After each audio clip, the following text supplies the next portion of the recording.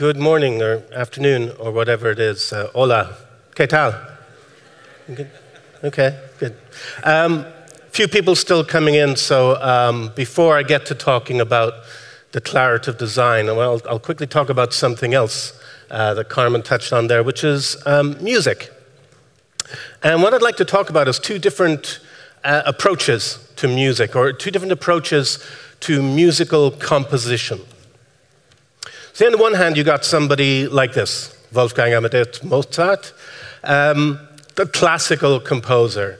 And with classical composition, you can note down everything you want with sheet music. So you can describe, what notes to play, how long to play them for. You can even give information about how the notes should be played, and it's very, very precise, right? You write a bit for every orchestra. So that's one approach to musical composition, a very, very precise approach, as exemplified by someone like Mozart. The other approach would be something more jazz-like, as exemplified by Miles Davis, where it's kind of the opposite of being precise and noting everything down in advance on sheet music. So, like, you take his classic album, Kind of Blue, the musicians come into the studio, and this is the sheet music they're given for the first track. So what, right? There are sketches, there are scales, and there's no rehearsal. So that first tune, So What? It's like, okay, we'll have 16 bars in D Dorian, 8 in E flat Dorian, then another 8 back in D Dorian again. That's it. That's as much information as musicians get. Go. So these are two very different approaches to music, the classical approach and the jazz approach, the Mozart and the Miles. And I think there's maybe a corresponding kind of way of categorizing programming, computer programming, two different ways of thinking about programming, or two different classes of programming language. On the one hand, you've got imperative programming, and this is most programming languages, right? This is where you describe, you tell the computer what to do precisely, step by step. Imperative programming languages are very powerful. They tend to be general purpose, right? They can be used in lots of different places for lots of different things. You maybe have a high learning curve because of that. And you might give instructions, here's some pseudocode. It's the kind of thing you might do, create an array, loop through each item in the array, test if some condition is true, return a result, right? So loops and if statements, variables, arrays, all that kind of stuff. Okay, so that's imperative programming. That's the majority of programming languages. The other class of programming language is declarative programming. And this is where, instead of describing step by step what the computer should do, you describe the outcome you want, and you kind of don't care about the details. You don't care how the computer does it. You just specify what you want to happen. Now, these declarative programming languages, these are often more domain-specific. They're not general purpose. They tend to be restricted to one particular use case. And they'd be less powerful than an imperative language because they're not general purpose. On the other hand, because they're maybe not as powerful, perhaps they're easier to learn for most people.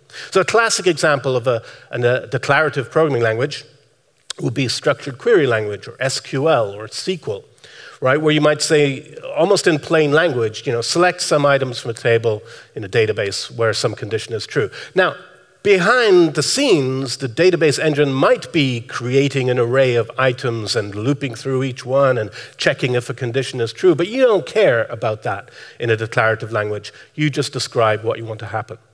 Okay, so we've got those two kinds of programming languages, declarative and imperative. Let's take a look at how they apply to the World Wide Web, where we work. So we've got a couple of different languages, and I'm specifically going to be talking about the client side here. I'm going to be talking about what happens in web browsers. I've got a couple of different languages we use on the web. There's HTML to start with, the very first language of the web. And this is a declarative language, right? You describe the outcome you want. You don't care how that stuff gets implemented. It's declarative. It's also fault-tolerant by design. What I mean by that is if you make a mistake in your HTML, the browser, the runtime compiler, so to speak, doesn't throw an error. It doesn't refuse to parse the rest of the HTML just because it's come across something it doesn't understand, because maybe you made a mistake or you've used some HTML that the browser doesn't understand. It just ignores what it doesn't understand and carries on. And that's also true of the second language we got on the web, which is CSS, Cascading Style Sheets. It is also declarative. It is also fault tolerant, right? You write some CSS the browser doesn't understand, it just skips over it and goes on to the next bit of CSS, which is very powerful. And you might be thinking, wait a minute, CSS, a declarative language? No, no, no. I tell the browser what to do with CSS. It's very imperative. I describe precisely what I want to happen. No, you don't.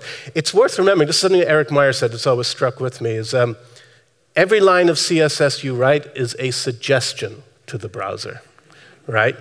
We have gotten spoiled these days with the level of CSS support and the cross-browser support, but this is still a declarative language, and it's a good thing that web browsers ignore what they don't understand and just move on to the next bit. So yeah, CSS from 1994 originally, how come William Lee? Then finally, the third language we got on the web was JavaScript. Now, this is not a declarative language. This is a declarative, imperative language, which means it is more general purpose, as we now see. We see JavaScript being used in all kinds of places outside the web. It is very powerful because it's an imperative language, which means maybe it's got a higher learning curve than HTML or CSS. It is not fault tolerant. If you make a mistake in your JavaScript or you use some JavaScript that the browser doesn't understand, it will throw an error. It will refuse to parse the rest of the JavaScript.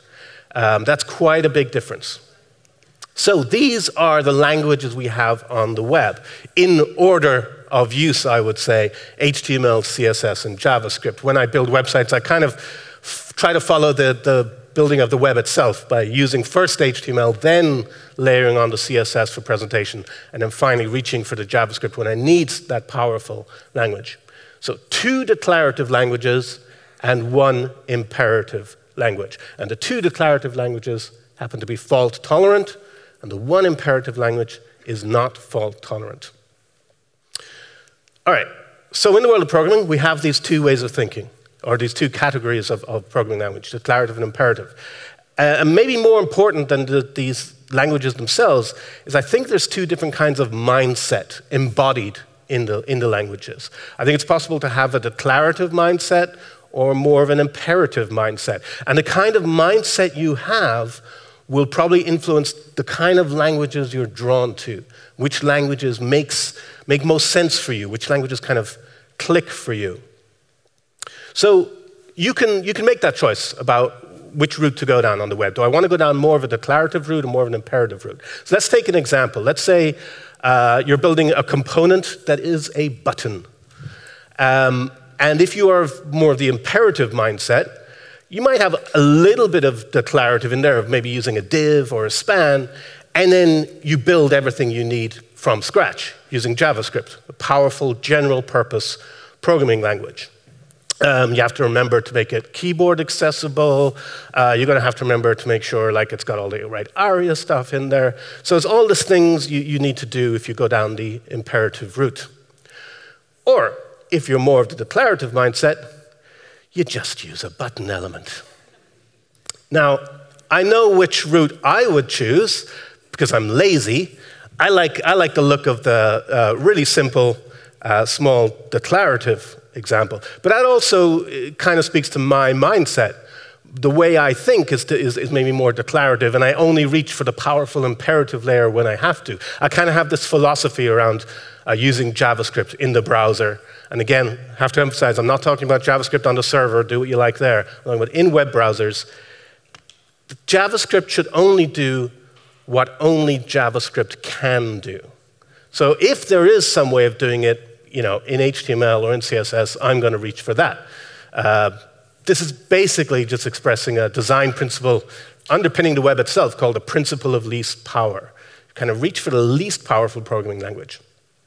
Now, that's all well and good, but I still want to know why. Why would anybody, faced with the task of you've got to make a button, why would anybody go down the route of creating it all from scratch, with JavaScript and doing all the keyboard accessibility yourself and all the ARIA stuff yourself. I could scoff and say, they're doing it wrong, but that's not very helpful. I want to understand this mindset. Because, I mean, for me, like I say, I will reach for the button because I get so much for free.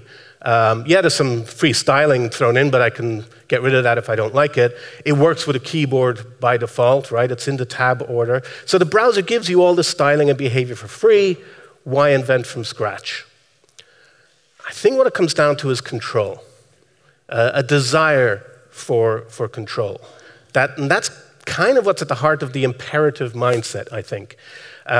These may be people who are from more of a computer science background, where you are taught to have complete control over the computer, right? And so from that perspective, these free behaviors you get from a browser, some free styling, free keyboard interactivity, those start to look more like bugs than features, right? Because, hey, I didn't write that. What if something happens that is unexpected? What if there's some side effects? Whereas if you invent from scratch, if you write everything yourself, well, then you have total control, or at least the feeling of total control. A more declarative mindset can feel like giving up control, which could be uncomfortable. But control does come at a cost. The cost is usually you have to make some assumptions.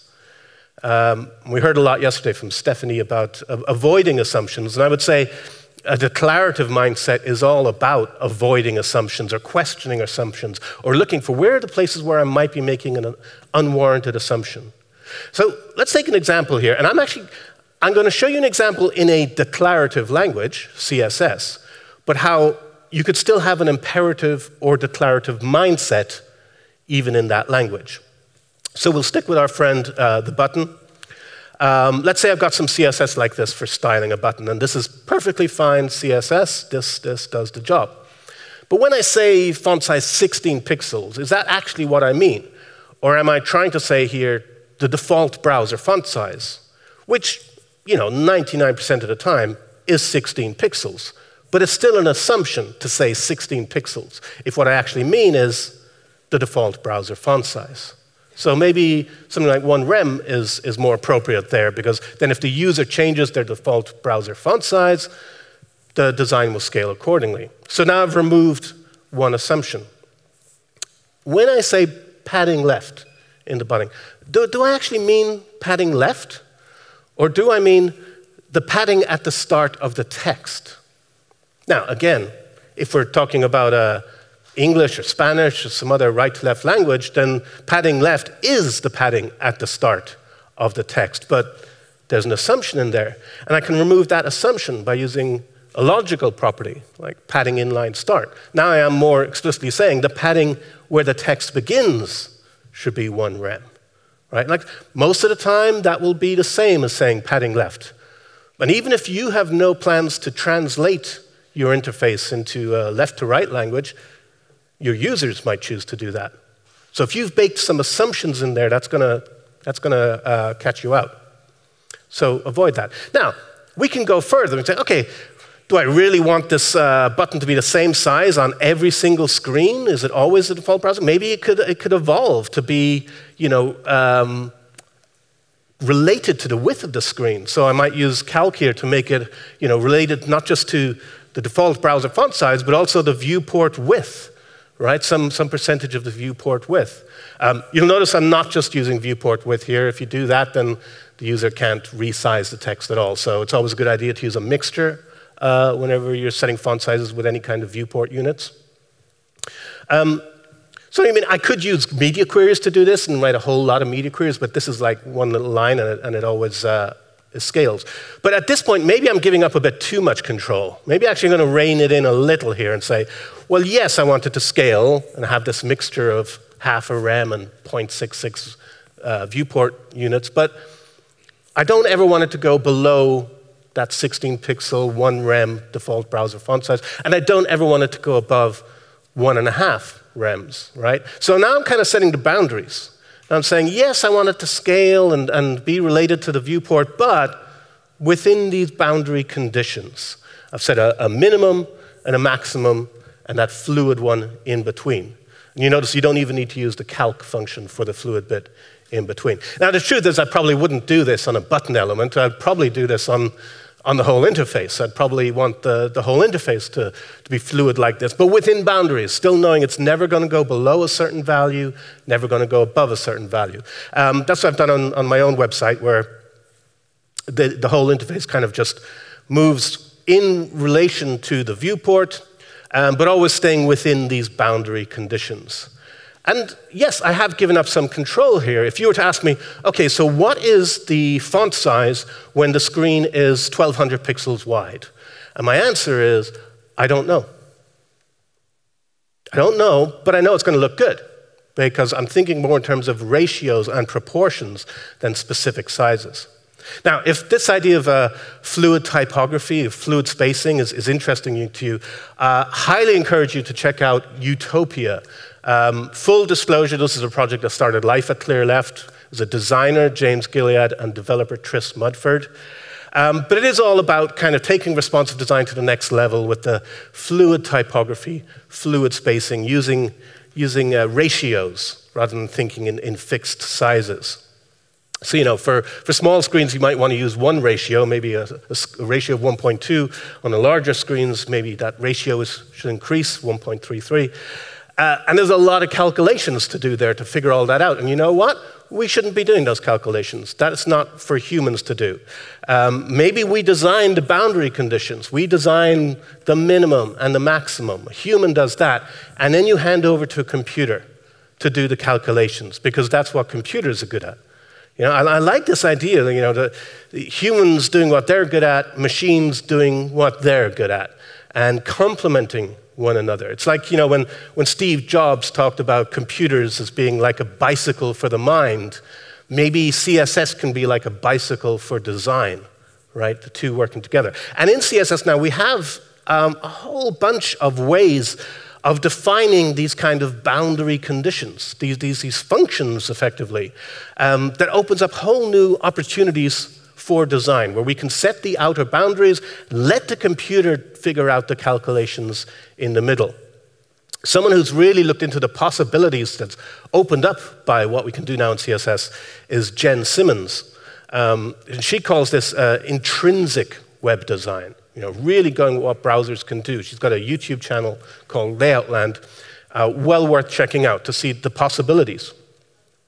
Another project that I think shows the same kind of mindset is this book called Every Layout, every-layout.dev. And this is from Hayden Pickering and Andy Bell, where again, it's about writing just enough CSS, setting the boundary conditions, letting the computer figure out everything in between. Now, even if you don't go and buy the book, it's well worth checking out the website and the thinking behind the book. If you go to their axioms, there's a quote there that says, instead of thinking of designing for the web as creating visual artifacts, think of it as writing programs for generating visual artifacts, right? And Andy Bell, one of the people behind it, he also built this website to kind of demonstrate some of the techniques for a conference talk he was giving called Build Excellent Websites. And the way he sums it up, I think, is just perfect, where he says, be the browser's mentor, not its micromanager. Chef's kiss. That is exactly what I'm trying to get to here, right? Give the browser some solid rules and hints, then let it make the right decisions for the people that visit. So there's something here. I feel like there's something similar amongst all these people coming at these new capabilities we have in CSS, that this idea of declarative design. So am I saying that this approach, this declarative approach to design, is inherently better than a more imperative approach when it comes to designing? The answer to that question is, it depends. Which is a bullshit answer. Anytime someone says it depends, you should follow up and say it depends on what. So, am I saying declarative is better than imperative when it comes to designing on the web? It depends. It depends on what? Well, it depends on a whole bunch of things, but I would say one of the things it depends on is culture. The culture of the people who are doing the designing and the developing. And is that culture maybe more declarative or imperative? Now, culture is made up of all sorts of things. One of the things might be the style of management at the place where you work. And it comes as no surprise that I think you can kind of divide management styles into maybe a more imperative style of management. This is where it's all about monitoring the workers and performance reports, tracking, time tracking, all that stuff, metrics. Or a more declarative approach where you describe what you want to happen, but you don't care how people accomplish it. If they want to work from home, let them work from home. If they want to work different hours, let them work different hours, right? Much more autonomy, much more trust. Two different styles. I mean, I know which one I prefer, and I would say Clear Left is very much in the declarative management school. But I'm not saying one is better than the other. I'm just saying they're different. Culture, every company has its own culture. There's no one-size-fits-all way of thinking that's going to fit for all company cultures. Now, culture at a company is kind of one of those things that's often implicit and unspoken. But we can make it explicit. And one of the ways to do that is through design systems. You may think of design systems being about interfaces and components, but I think they are kind of a way of embodying a company's culture, values, priorities. My favorite definition of design systems comes from Gina Ann, who says, design systems are the way we do things around here. I think there's a lot to that. And it will come as no surprise that I think you can divide design systems into two classes, a more imperative approach to design systems and a more declarative approach to design systems. But before we look at these two approaches to design systems, I want to back up. I want to take a slight tangent and get a bit meta and talk about two different ways of thinking. I want us to think about thinking. Two different ways of solving a problem. And this is not something new. This is something that goes back centuries. Two different approaches to problem solving and thinking. One is an analytical approach, analytical thinking. This is understanding how something works by breaking it down into its constituent parts, right? So the kind of thing that Immanuel Kant was talking about in his critique of pure reason. And this is what underpins the scientific method, and it is incredibly useful, particularly for things that behave the same way everywhere in the universe. So for chemistry, for physics, for mathematics. Yeah, maybe less useful for squishy, unpredictable things like human beings, but great for scientific endeavors. Now, a very different way of thinking is systems thinking.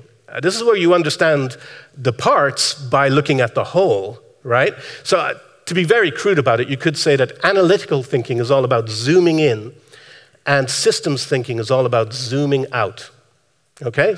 So with those two ways of thinking in mind, now let's look at design systems and what kind of thinking underpins them. And well, the word systems is right there in the name, right? So surely we're talking about systems thinking here. And yet, design systems, as far as I can tell, exhibit an awful lot of analytical thinking.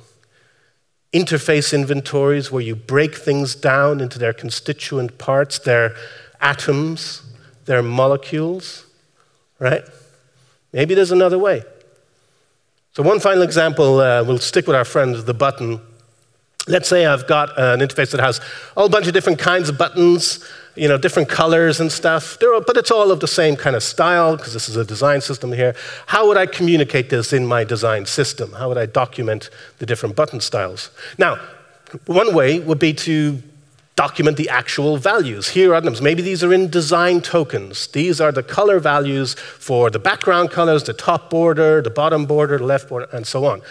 And yeah, this is a very precise way to document this, a very imperative way. Or I take a step back and I look at the relationships here. And maybe what my design system consists of is this, a statement that the border should be 10% lighter than the background color, rather than specifying the specific colors themselves. And as we saw yesterday, we can do this with OK-LCH, right? Right there in your CSS, you can encode this declarative way of thinking into your CSS. Am I then saying that a declarative approach to design systems is inherently better than an imperative approach to design systems? Well, I'm saying it depends. And you say, it depends on what? And I say it depends, again, on your team.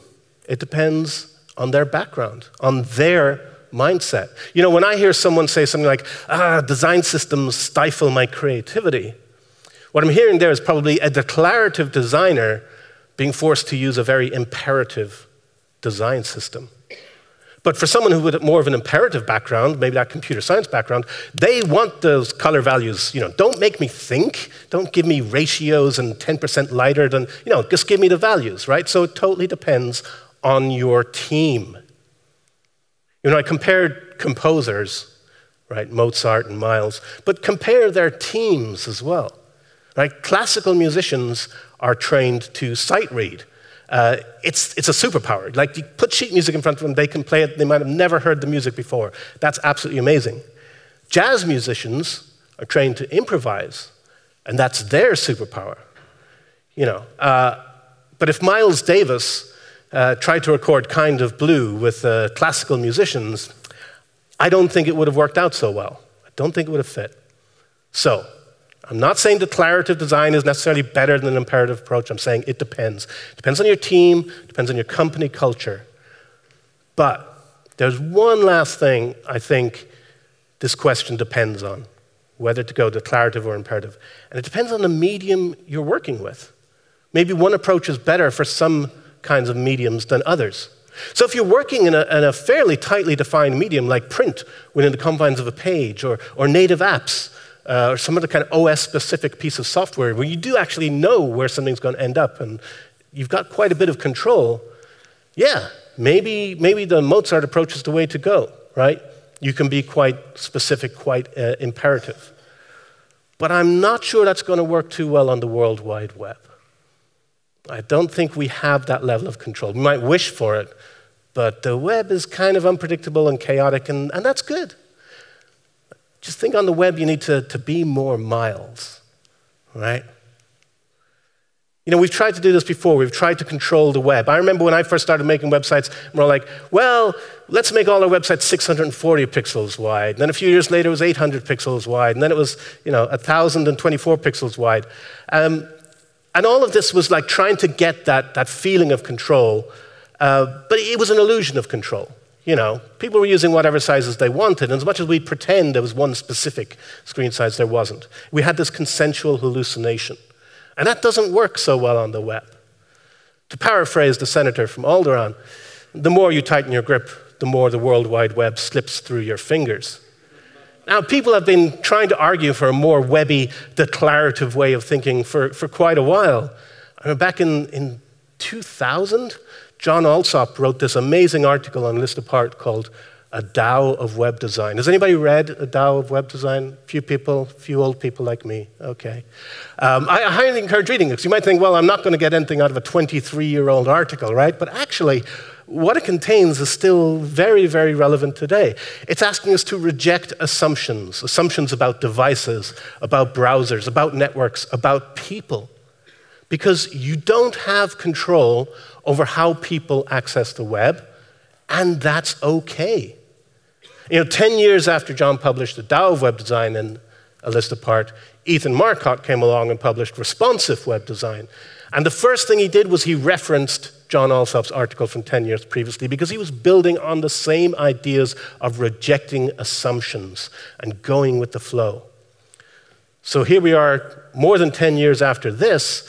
Are we now in a new era of declarative design? Maybe. I mean, that's up to you. CSS is incredibly powerful now. So let's use it. Let's lean into that ever-changing, fluid nature of the World Wide Web. Right now, it is such an exciting time for design on the web. And frankly, I can't wait to see what you're going to build. Thank you. Muchas gracias.